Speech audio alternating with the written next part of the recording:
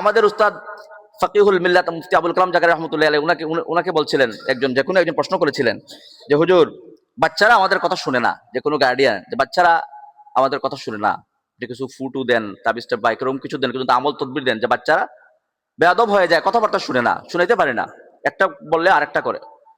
তো তিনি খুবই চমৎকার একটা কথা বলেছিলেন, যে তিনি বলেছিলেন, আপনার বাচ্চা আপনার কথা শুনে না, আপনার অবাধ্য। আপনি কি আল্লাহর কথা শুনেন? আপনি কি আল্লাহর বাধ্য না অবাধ্য? আপনি চিন্তা করেন। আপনি আল্লাহর অবাধ্য হবেন, আপনি আল্লাহর নাফরমানি করবেন, আল্লাহর আনুগত্য করবেন না, আপনার বাচ্চা আপনার আনুগত্য কিভাবে করবে? করবে না।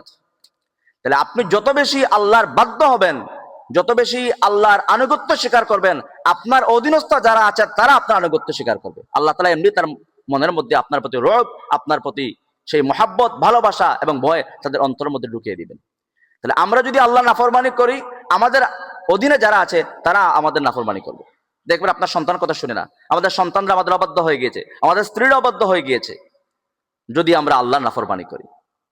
আর আমরা আল্লাহর আনুগত্যশীল হয়ে যাই, আল্লাহর গুনাহ থেকে, আল্লাহর নাফরমানি থেকে, সব রকম অবদ্ধতা থেকে নিজেকে বাঁচিয়ে রাখি, তা আমাদের অধীনস্থ যারা, আমাদের কর্মচারী যারা, আমাদের অধীনস্থ যারা, যাদেরকে আল্লাহ তাআলা আমাদের অধীনে করে দিয়েছেন, তাদেরকে আল্লাহ রাব্বুল আলামিন আমাদের আনুগত্যশীল করে দিবেন।